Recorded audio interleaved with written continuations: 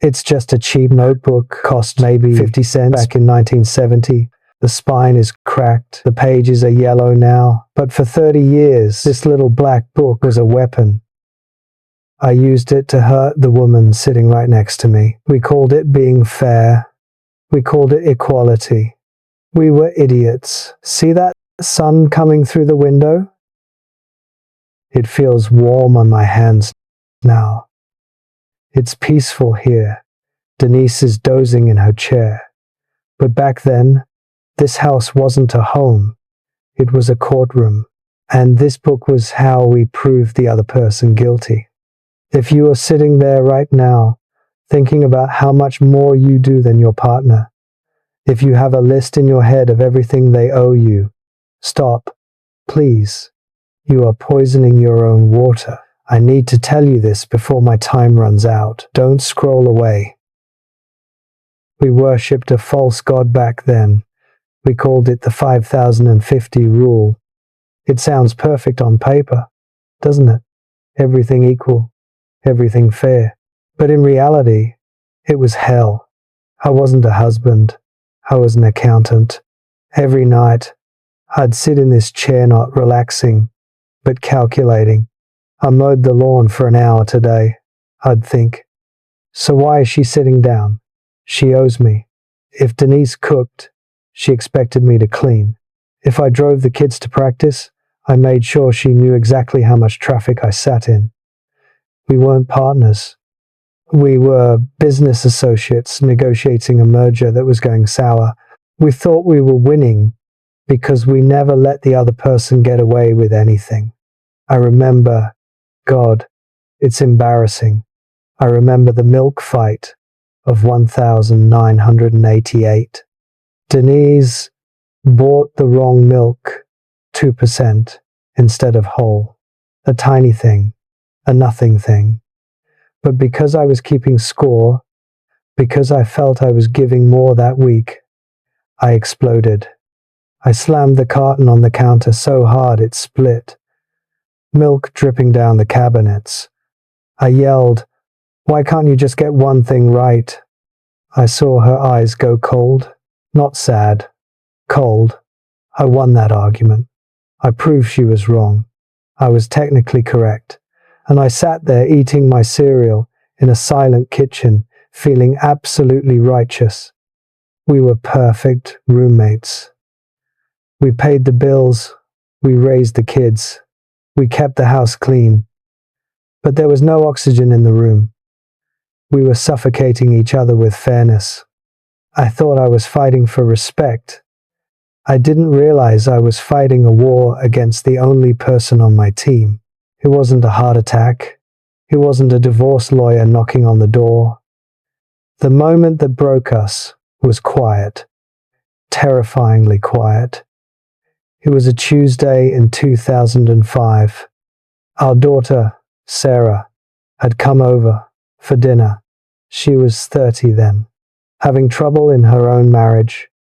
She was looking for answers, looking to us for an example. And what did she see? We were sitting at the dining table.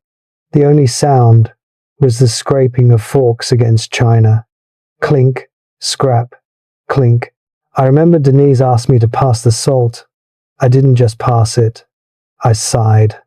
A heavy, loud sigh. Because in my head in that cursed ledger I was thinking, I cooked the roast. Why can't she just reach for the salt herself? I shoved the shaker toward her. She took it without looking at me. Her jaw was tight. That's when Sarah put her fork down. She didn't yell. She looked tired. She looked at me, then at Denise, and she asked the question that still haunts me. She said, "Mom, do you and Dad even like each other?" The room stopped. "Of course we love each other," Denise said, too quickly. It was a reflex, the correct answer. Sarah shook her head.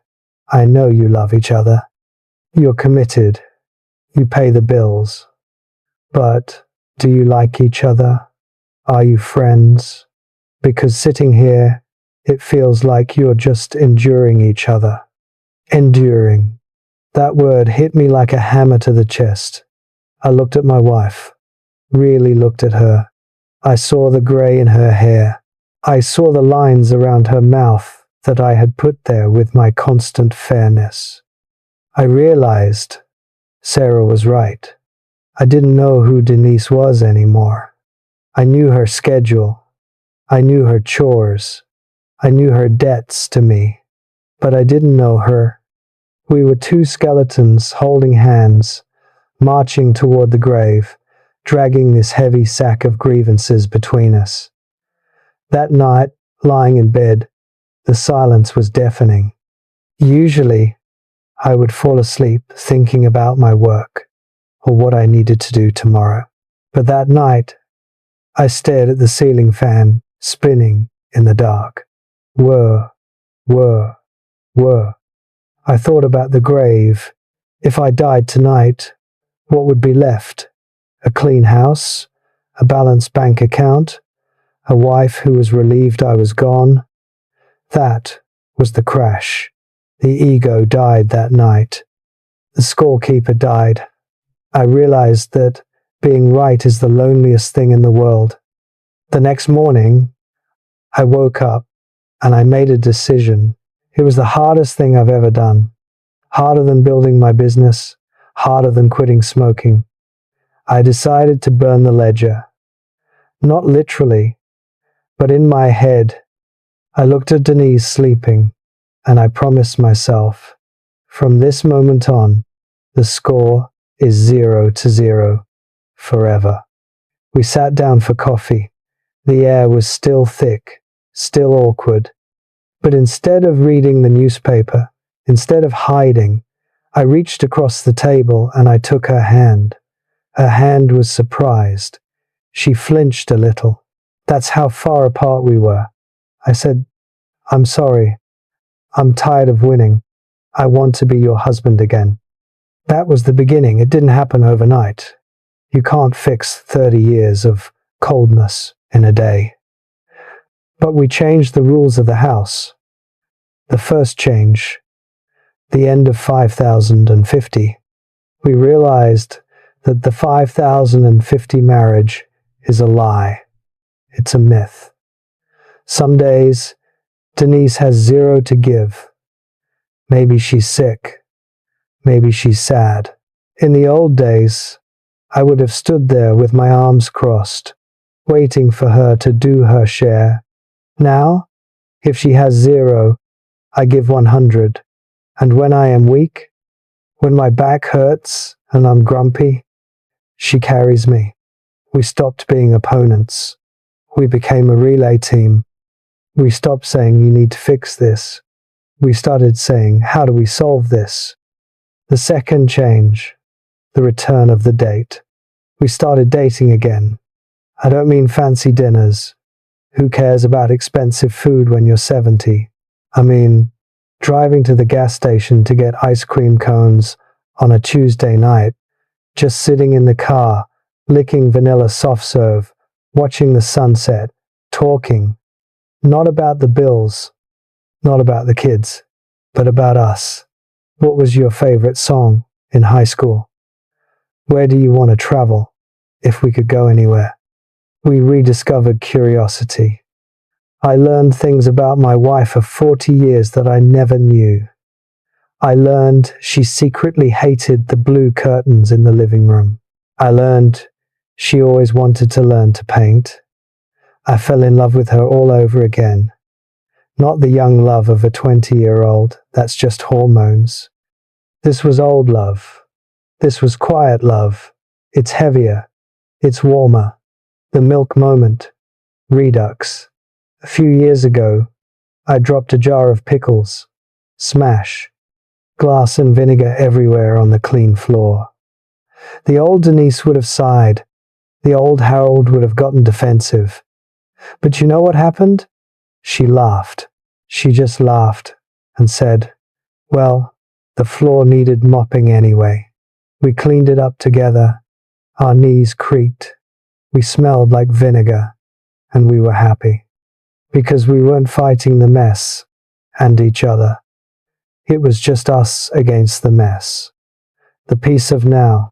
Look at this room now. Do you feel that? It's quiet. But it's not the silence of the tomb anymore. It's the silence of peace. We have our coffee every morning at 7 a.m. We sit right here. Sometimes we don't say a word for an hour. But my foot is touching her foot. I watch the dust motes dancing in the light, and I listen to her breathing, and I feel rich. I used to think rich was a big bank account and a perfectly manicured lawn. I was a fool. Rich is looking at the person next to you and knowing that they are not keeping a list of your mistakes. Rich is knowing that if you fall, they won't judge you, they'll catch you. We wasted so many years fighting over who was right. Now, we just want to be close. The ledger is gone. The book is closed. And for the first time in my life, I am free. You don't need a daughter asking if you like each other to wake up.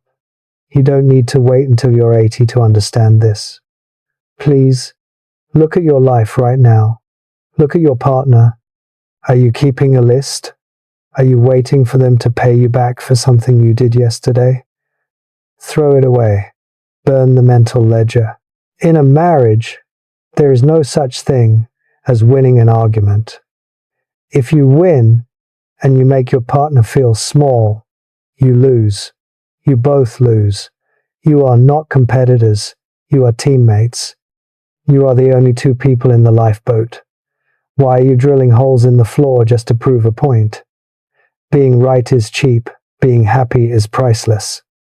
Go to them right now. Put down your phone. Look them in the eye and tell them, I'm not keeping score anymore. I'm just glad you're here. I cannot get back the years I wasted counting points, but I can help you save yours. Don't let a stupid notebook ruin the love of your life. Share this with the person who needs to hear it. Maybe it's you. I know that burning in your chest. I know it well. You are sitting there right now, maybe hiding in the bathroom or staying late at the office, feeling unappreciated. You feel like you are carrying the weight of the world while your partner is just coasting. You are angry because it isn't fair. I spent 30 years protecting that anger. I guarded it like a treasure. I thought that if I could just prove to Denise exactly how much I did, she would finally give me the medal I deserved. I traded intimacy for accuracy. I was right. I was so incredibly right. And I was the loneliest man on earth. Here is the truth that cost me half a lifetime to learn. Fairness is a concept for courtrooms, not kitchens. In a marriage, you don't want justice. You want mercy. You don't want a judge. You want a witness.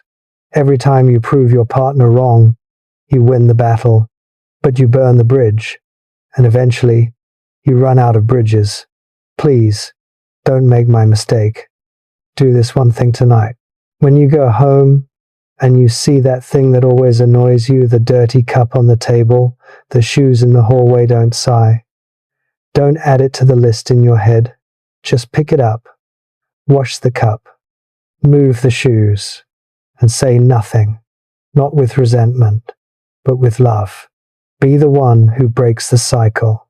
Be the one who drops the weapon first. Because I promise you, one day, the house will be perfectly clean. The ledger will be perfectly balanced, but the chair next to you will be empty, and you would give any to have the mess back.